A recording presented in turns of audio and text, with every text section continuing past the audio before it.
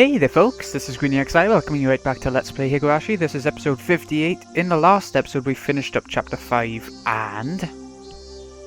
well, we met Uishi, who is a right twat in this in this arc, so we'll see how much more comes along with that and his relationship with Satoko, and maybe we'll find out where Satoko is now. Who knows? Chapter 6 incoming. Still at the school. Is Hujiro-san staying home today too? Oh, another day where she's not in. Fude-san, do you know anything? Oh, hello. The teacher's voice wasn't critical, but Rika-chan hung her head, unable to answer, and I felt really bad for her. The teacher called Rika-chan up, and they had an exchange in hushed tones at the dais. At first, Rika-chan said that Satoko's fever had grown worse, but everyone in class knew it was a lie.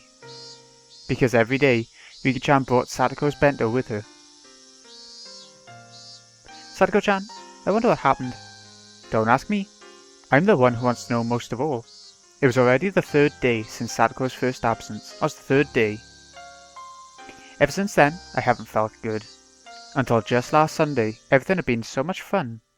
I'd reached out to Satoko like a real older brother, and we spent that time quietly, but warm and comfortable. Yeah, it didn't take long for it all to change, did it? It was so happy and fun before. So why had it suddenly been flipped over? The more I thought about it, the more I thought that the world had taken a turn for the worse ever since Uishi arrived. Thinking on it now, maybe the strange apprehensions plaguing me the night before Uishi arrived had been a sign. Kuroda Uishi, Oyashiro-sama's servant. Shit, that's impossible. They can't decide Satoko will be the cursed victim this year just because he showed up. Just what sort of slip-up had I committed to cause those fun times to end so suddenly? Yes, it was the day before Uishi appeared. Shion, Mion, and Rena had spoken of the curse surrounding Satoshi and his disappearance, and it was so sinister it gave me a bad premonition. Such a small thing was the slip-up that invited Oyashiro-sama's servant. It was absurd. I kept on groaning to myself that I would never accept it ever. I obviously wasn't the only one suppressing my feelings. Mion and Rena were too. Everyone in the class was doing it. Rika-chan knew something about Satoko's situation, but she wouldn't tell us. Those two are together so much. Rika-chan still held a calm attitude, like a cat basking in the sun. But she was being unbelievably stubborn about this whole thing. She didn't want to tell us, and that wouldn't change no matter how many times we asked her. Everyone understood that, so nobody questioned her. If Rika-chan won't talk, then we just have to wait. And she might not be talking because it's something not worth saying. There was no persuasive power in reassurance given with an anxious face like that. Yeah, it's probably not that. Ugh. Mion was being taciturn, and it just looked up at the sky with a somewhat annoyed expression. I couldn't tell if she was unhappy that Rika-chan wouldn't talk about it with her own friends, or if she was concerned over Satoko's well-being. Probably a bit of both, right? And what about me? My anxiety was suffocating me, day after day. If someone else were looking at me, then maybe I'd look annoyed, like Mion did. Tap tap. What's tapping? Someone tapped my shoulder. It was Tomita-kun and Okamura-kun. My Bao-san, do you have a minute? Did your ball get stuck again? You guys have to get it yourselves this time. Don't rely on the older kids for everything. I didn't feel like going along with them, so I was a little unsympathetic with my response. We heard a little interesting rumour. Uh-oh, here we go. A rumour? Yeah. I just thought it might have something to do with that. A rumour? About Satoko? They hadn't said that, but it didn't seem unrelated. They didn't want to talk in the classroom, so they pulled me behind the school building, lending further credence to that thought. The back of the school was damp and humid like always. Students didn't really come here because they wanted to. It might, however, have been the ideal location for trading rumours away from prying eyes.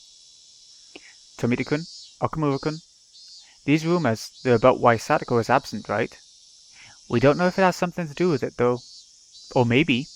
What on earth happened to Satoko? Is she sick? Or could she be, like, really sick or injured or something? No, actually, it's the opposite. I heard my grandma saying that she came to buy tofu at our shop yesterday. Oh? Tomita's family runs a tofu shop, added Okamura-kun. God, I couldn't get that sentence out. She went shopping. To buy some tofu? My voice sounded so stupefied even I can tell. It was understandable. I was worried about what grave illness or injury she had when the person herself had been out and about shopping for tofu. So, how was she? Did she look okay? Was she wearing a mask like she was getting better? Or was she using crutches, or did she have bandages on her? No, there wasn't really any signs of sickness or injuries on her, but I should have felt relieved that it wasn't an illness or an injury. But my anxiety wasn't going away, because Tomita-kun and Okamura-kun's expressions weren't looking any better. She apparently came to buy one piece of soft tofu, but my grandma said it was strange. Strange? Why? What's wrong with buying soft tofu? I've heard tofu is pretty bad tasting. Irritated by how roundabout they were being, I had to desperately fight that irritation from creeping into my voice. Well, Hojo and Furude live by themselves, and they don't have that much money, right? So they only ever buy the cheaper, firmer kind of tofu. They've never bought the soft stuff. It's the most expensive thing there. Soft or hard, they're both tofu, right? Maybe she just wanted to eat some great tofu or something. Well, maybe, but I knew how transparent I had sounded right then. This wasn't anything trivial. It was some kind of important clue. Not the cheap, firm tofu, but the expensive, soft kind. Shopping not in the evening after school, but in the middle of the day. I couldn't figure out what those things meant. As I thought hard about it, Okamura-kun took his turn to speak.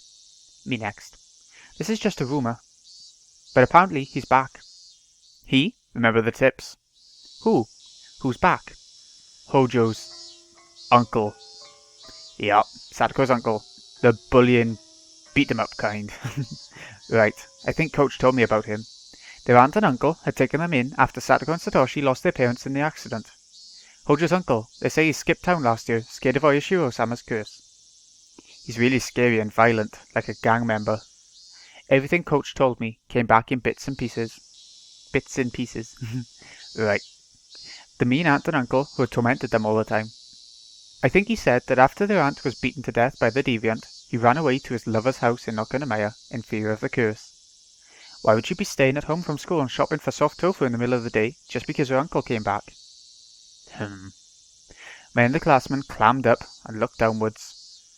There must have been some big hint buried in there. Even if I didn't understand, if I told Mion or Renner about it, maybe they'd know something. Oh, my bad, you two. You were nice enough to talk about it, and I started hammering you with questions. Oh no, it's okay. Now we know that she hasn't been in bed this whole time, gravely ill. That's worth something, right?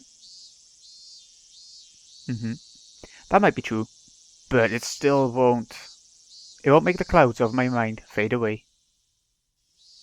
Yeah. My Bara-san, over there. Okamura-kun cried wildly, pointing over my shoulders behind me. Startled, I turned around, and way on the other side of the schoolyard, near the school gate, I saw a figure trudging forth. I was near him again, is it? It's not Ushi. Nope. Oh my god, sir. Ah! She looks wide awake. It's Hojo. I burst into a run, faster than I could speak, so that, as quickly as possible, I could see with my own eyes that she was okay. Satoko! Satoko seemed taken aback by my shouting, and running over to her. Oh! My, what is it, Kaichi-san? You surprised me with all the yelling and running. Your expression changed. Important. Stupid enough about me already. Yeah. 3 days. What happened, Satoko? I was so worried. Oh ho ho. What a worrywart. It was only 3 days. You're such a worrywart, Kaichi-san. From listening to her, she seemed like the normal Satoko, but I could tell she was clearly acting strangely. Her smile was somehow forlorn, and her complexion was bad for some reason. Hojo, we're alright. We're sick or something. Tomita-kun and Okamura-kun both expressed their concerns. Just what happened anyway? 3 days. Do you know how worried I was? Oh, I do so apologise. I was just giving the house a good cleaning. We haven't used it for a rather long time, so everything was covered in dust. Huh? Satoko, what are you talking about? Why would you have to stay home from school to clean the house? Satoko didn't answer me. Instead, she passed by me and headed for the entrance. Gosh, it is nearly about lunchtime, is it not? I am just starving. It was certainly lunch break. I couldn't force her to stop after she told me she wanted lunch since she was so hungry. Well, whatever. Rika-chan's been bringing you lunch for 3 days now. You look like you can eat it today. Let's just go to the classroom and put everyone's minds at ease. You're right. I suppose I may have caused everyone to worry. Yeah, she did. Oh ho ho. It sure is tough being popular. I know, right? I know! I put a hand on Satoko's shoulder and we ran to the classroom together. Up close, I was able to verify that Satoko looked somehow weak. All this anxiety was supposed to go away when I saw her again. That's what I had thought. But now I actually started to have quite different fears. What the heck happened, Satoko? Everyone in the class, of course, reacted in the same exact way I had. We worried about you, and glad to see you well. What were you doing for 3 days? Our classmates showered her in questions. I truly do apologise for causing a fuss. Oh. As she cackled, she chowed down on the bento Rika-chan had made for her. Those in the teacher's lounge must have been informed of Satoko's arrival because our teacher sprinted into the classroom, her breathing ragged. Teacher's lounge with one teacher and a headmaster. What? Hojo-san. Oh, Sensei. I'm sorry for worrying you these 3 days. As you can see, I'm fit as a fiddle. I was very worried about you. When you are done eating, come right to the teacher's lounge. She looks angry. I have a lot to talk to you about. It must be in for a good scolding for those 3 days I kept class. Satoko laughed sheepishly while she scratched her head and the rest of the class burst out into laughter. The teacher was acting angry, but she breathed a sigh of relief at seeing Satoko healthy and smiling as she ate her lunch with the class surrounding her. What a relief, right, Rena? Huh? Oh, sorry. Yeah, I'm glad she's okay. I looked at Rena and knew. She had a sense that something about Satoko was off too. Something's still off. I looked to see Mion detached from the clamour as well, with a somewhat grim expression. But Rika-chan, on the other hand, was smiling from ear to ear. Yay! She spread out the bento boxes one by one as Satoko finished them. Finally, Satoko was satisfied, and after enjoying a thorough conversation with her classmates, remembered that she'd been called to the teacher's lounge. It's such a pain, but I think she'll be angry if I don't go. Yeah, probably. As if you made fun of her curry or something. I'll go with you. Satoko rises from her seat, and Rika-chan runs over to her.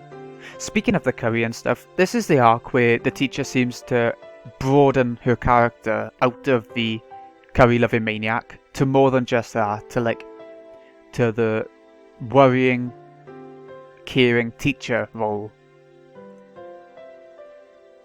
I do apologise, Keiichi-san. I'll be right back after getting scolded. Right. I mean, I could go with you too. We're all comrades in getting scolded in the teacher's lounge. Ever since the curry incident, right? Right! That's what I'm saying. That won't be necessary. Keiichi should mind the place while we're away. Rika-chan's words were gentle, but the firm rejection was clear in her eyes. The two of them exited into the hallway, walking shoulder to shoulder. After seeing them off, the class breathed a collective sigh of relief, broke apart, and went back to the usual lunch break banter. We, however, couldn't go back to how we usually were. Not I, not Mion, and of course, not Rena.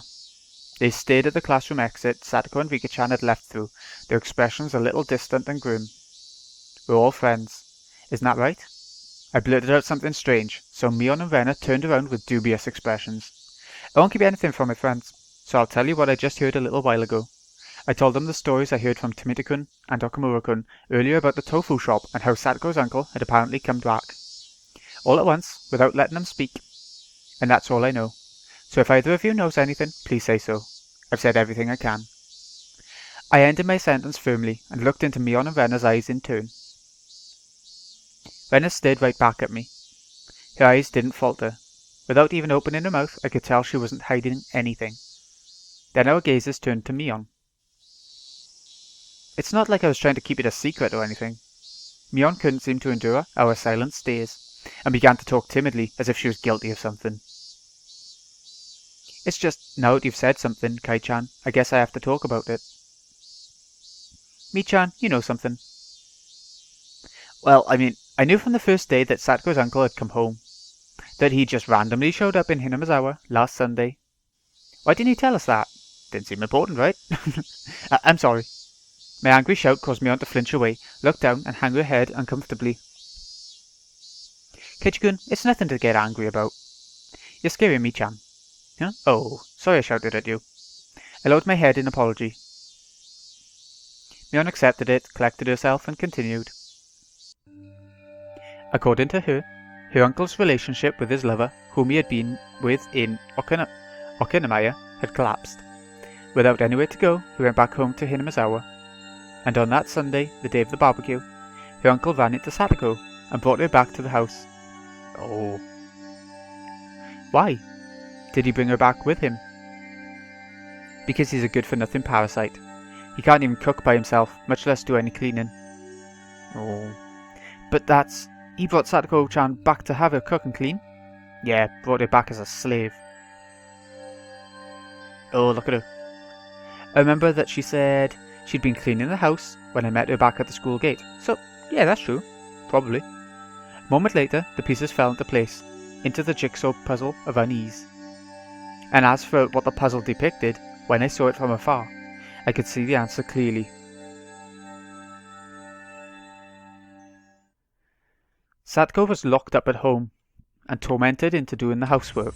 Those are the rumours. If you knew that, why didn't you speak up? I nearly yelled that at Mion, but hastily stopped myself. Michan is that true? I haven't seen it myself, so I don't know if it's true or not. Mion looked down again, and staring at the floor, grew quiet. Just like last year? Like when they lived with their mean uncle and his wife? Ugh. But this uncle is completely helpless when it comes to housework, right? If Satoko's that important, then there wouldn't be any reason to torment her, would there?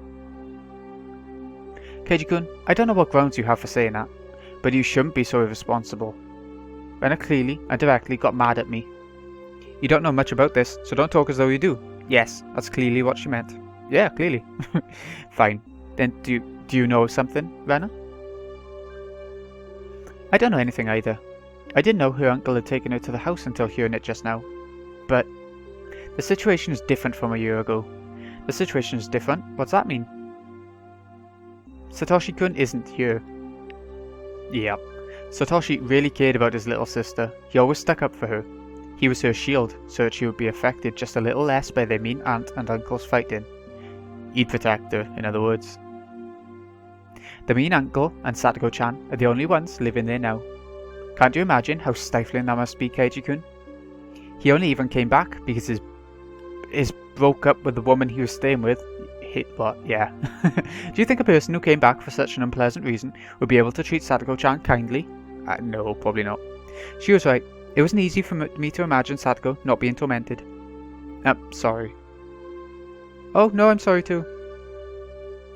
I sounded like I was interrogating you, didn't I? How? An awkward atmosphere floated among us. All this bad stuff is starting pretty early in this arc, isn't it? The three of us remained silent and just stared at the floor. All the serious stuff. Finally, we heard the principal's bell ringing. The teacher came back with Satoko and Rika-chan at her side. Alright, we're starting afternoon class. Class president, please.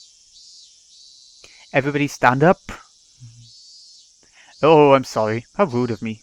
I couldn't read anything from Satoko's vaguely sheepish expression, but given the clouded look Rika-chan was wearing behind her, it was tough to laugh off the disquieting story I'd heard from Mion.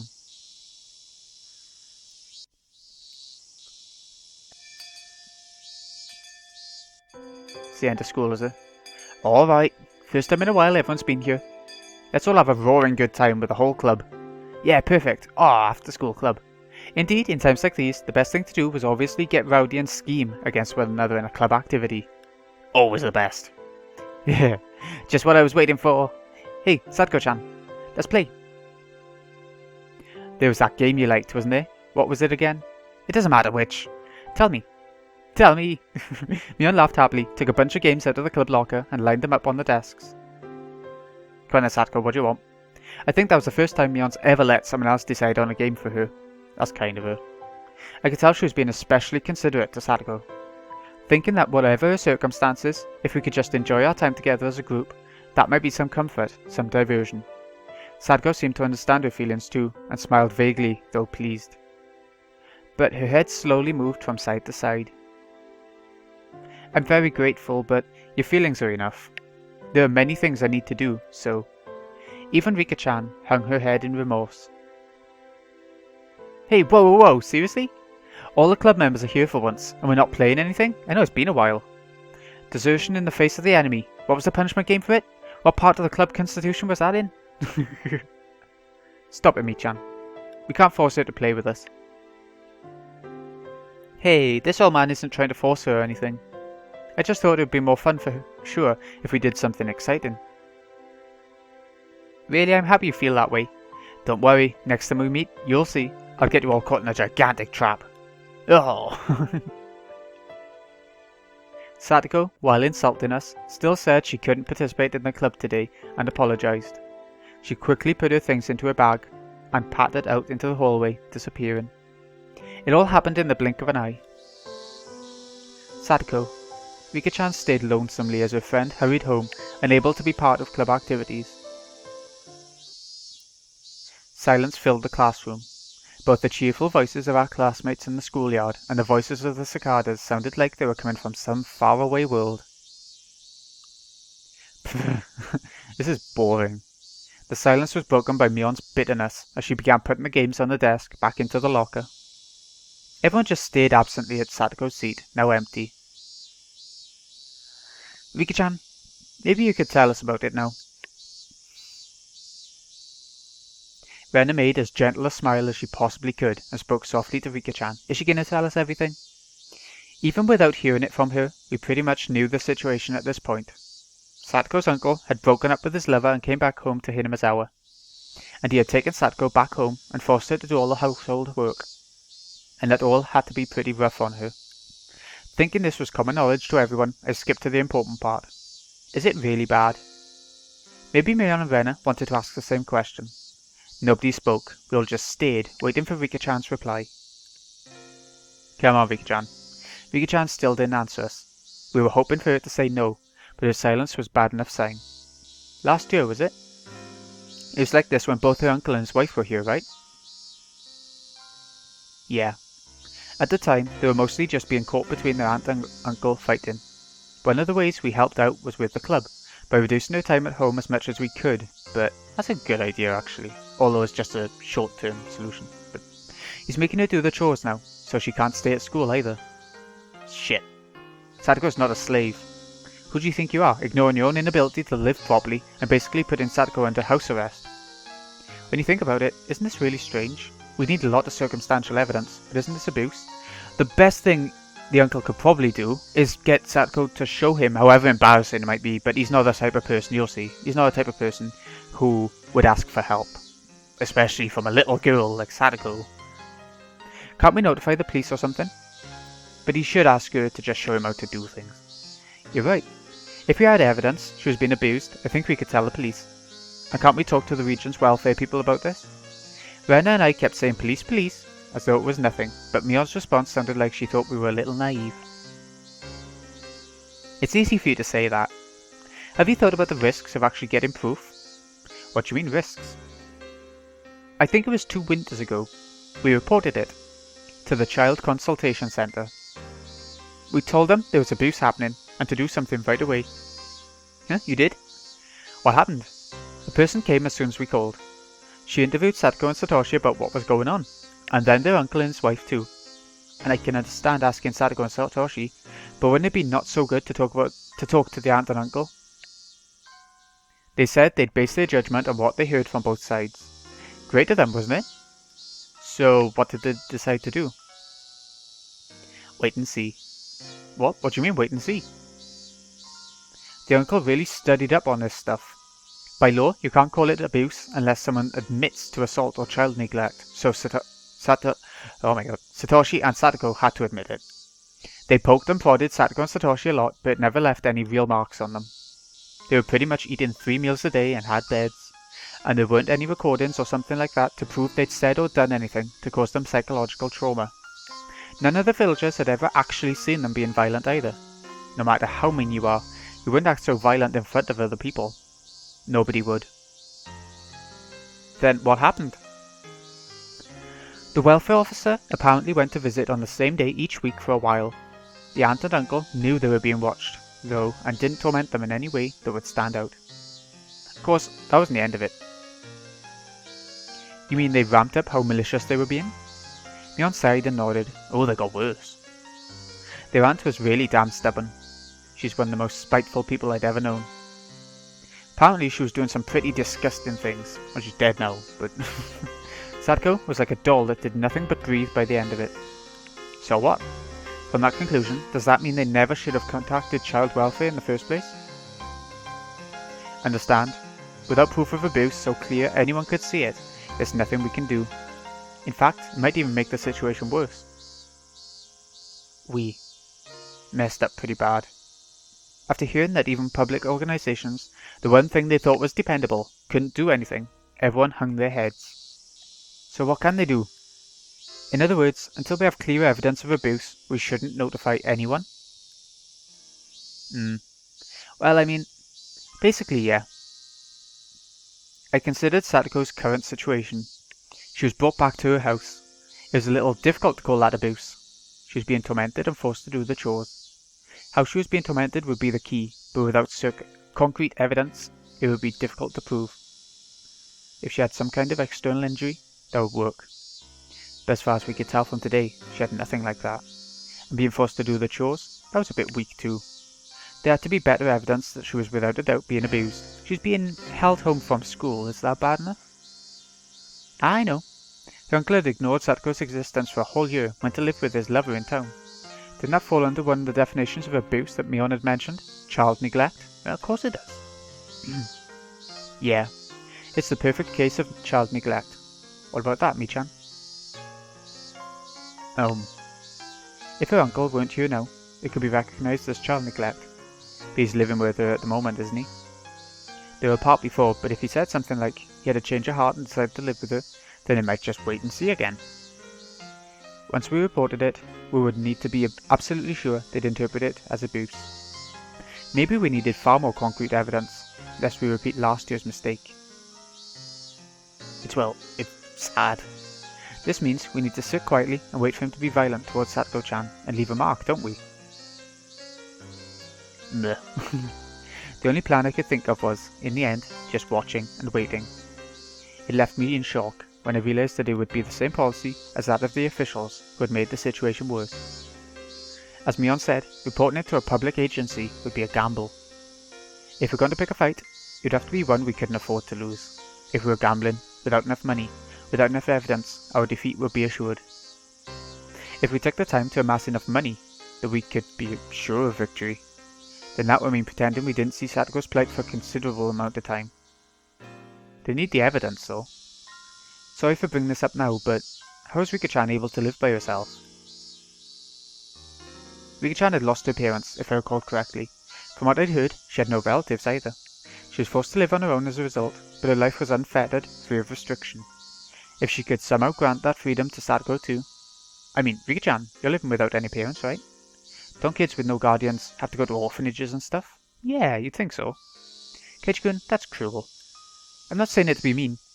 I only asked because I thought maybe there would be a hint to saving Satoko. Rika-chan, sorry if I offended you. Rika-chan shook her head, not particularly disturbed. Well, you see, it's because I'm considered the mayor's daughter. Let me explain. The mayor, Old Man Kamiyoshi, is Rika-chan's guardian. He got official permission from the governor of the prefecture. So you're adopted? No, not adopted. You could be someone's guardian without being in the same family. Oh, okay. Oh, I get it. Rika-chan lives by herself, but by law, she's considered to live with the mayor, right? Yeah, basically. That's how Rika-chan avoids being sent to an orphanage. Actually, it would be child and family services, not an orphanage. Oh. Meep.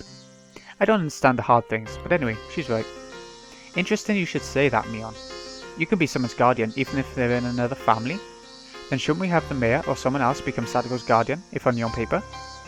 Then she'd be in the same position as Rika-chan, and she could go back to her old life. Too bad it won't work. I mean, her uncle is supposedly her guardian. Wait a minute, you lost me there. What's a guardian exactly anyway? In legal terms, a guardian and a parent weren't necessarily synonyms. So, whoever was actually looking after her at home would be considered her guardian. Oh shit. Then her uncle isn't her guardian. He left Satoko by herself for so long. But if he insists he's her guardian, then that's it. It's been a few days since Satoko was taken back to her house. Her uncle's been paying for her meals since then, right? He's sort of looking after her, so he'd probably insist. And even though he abandoned her for a year, he'd already looked after her for the whole year before that. But the mayor doesn't have that kind of history. So then, if both the mean uncle and the mayor requested guardianship at the same time, the uncle would make more sense. No, but he'd have a better chance. The term guardian refers to the person actually caring for her, right? The uncle actually has a bed and food for her, but the mayor would just have his name. It wouldn't even be a contest. Then shouldn't the mayor just start caring for her for real? He'd be a guardian in name and reality if he did. We just need to shelter Satoko. That might lead to her uncle being desperate to take her back, but we'll stubbornly refuse him. It won't be that easy. Satoko is a growing girl, you know. It's not like giving someone a cat. You're asking him to care for a real person. Then Coach. What about Coach? Yeah, he said he wanted to. Coach, I don't know, he's got a lot of money, right? He's even said it himself. Even if he's not a real father, Coach could become her guardian. He'll be great at taking care of her. Oh, shit. Stop that. Stop thinking of Satoko like a pet. All you're doing is talking about pushing her onto someone else. You need to think more seriously about how much responsibility it is to care for another human being. Did you ask him? Did you get an actual promise from him that he'd take Satoko under his care? No, I didn't. But Coach would definitely say yes. Ah, well fine. Even considering the 0% probability of Coach saying it was okay, then what? It still wouldn't work. He couldn't become a guardian all by himself. Ugh, that's right. Coach, didn't he say it himself? He was alone, so he couldn't do it. Shit, what the hell? Why is being single such a disadvantage in this society? Then, all you could do is marry into a wealthy family, couldn't you? Is there anyone that wealthy in Hinamizawa? I'm not sure. See? It's not simple. It's hard to adopt someone, and you can't go into thinking you'll push Satoko onto someone else just for a little while. You're being naive, Kai-chan. Shit, damn it, what the hell? I'm desperately thinking of how to save Satoko, and all you're saying is no. Don't you care about Satoko at all? Are you even worried about our friend one bit? What do you have to say for yourself? I didn't mean that, but it just won't be that easy, and it's not that difficult a problem.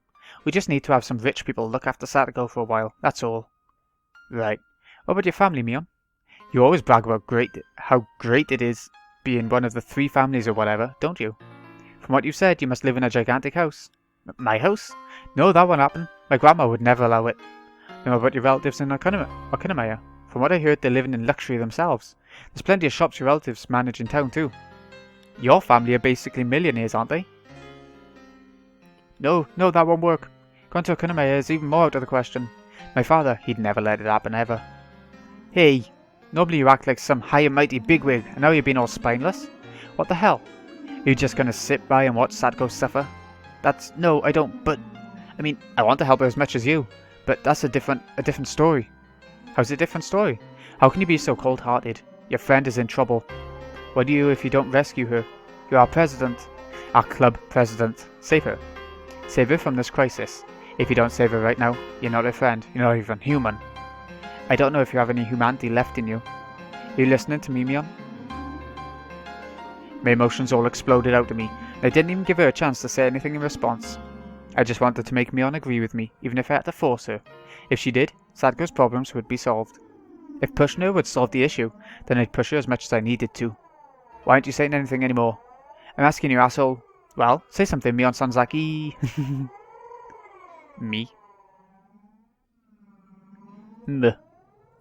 Oh, I made her cry, you git. Mion, looking down with a grim face, began sobbing. Her hands were clenched into trembling fists, and she rubbed her eyes to wipe away the tears. Was what I said actually that mean? It was a bit. This isn't the time to cry. We're in the gambling room now, and we have to do something to save Satoko. And as I thought that, Lena spoke, her voice cold and incredibly calm.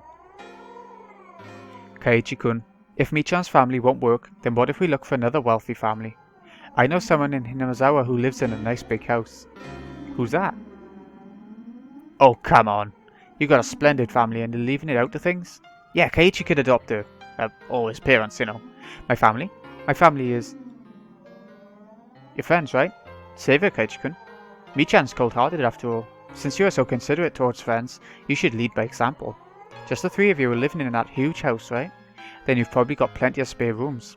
You should just give a few of the empty ones to Satoko-chan. I think she's just saying this to prove a point that is no different from Mion, but Keiichi will see how it feels then. And then her worries would be all over. What's this? We're done already? That was pretty quick. Okay, great. Congratulations on solving the problem. Then are we done for today? I'm going home. Hooray, hooray! Maybe I'll go treasure hunting. I haven't done that in a while. I was so worried about Satoko-chan until now that I didn't feel like going to play at all. I wonder what I'll find today. That changed all of a sudden. Say something, will you? Why am I the only one talking? Oh god, she's going schizo. Say something, you bastard. You listening, Keiichi Maibara? Even the cicadas seemed to cower in fear. Rena, her shoulders bobbing up and down, and me, who had forgotten to breathe. Mion, whose face had gone completely pale, and Rika-chan, who was keeping silent as if nothing had happened. The atmosphere in the classroom grew tight and stiff, and it petrified us where we stood. You didn't get these arguments in the anime, I don't think. Seeing the arguments in between the club members is something new, I think, for me, for this arc. Rattle. The sound of the cheers, Rena sat back down after having stood up, finally allowed everyone present to take a breath. Rena had shown me just how much I'd hurt Mion. Rena's scary. She can be scary. After a few moments, Rika-chan cut into the frozen air.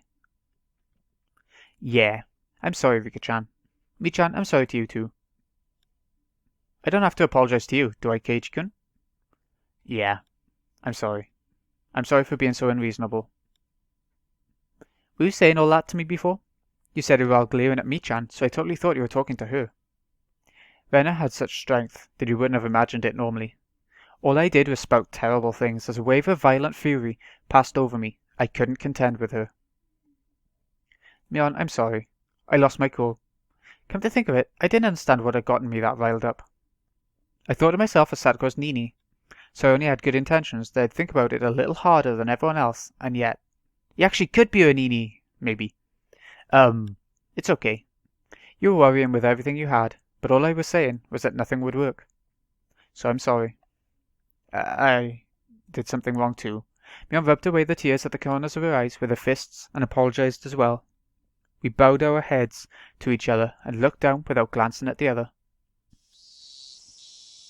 Someone, I don't know who, heaved a sigh. Satoko being tormented had been known about since last year.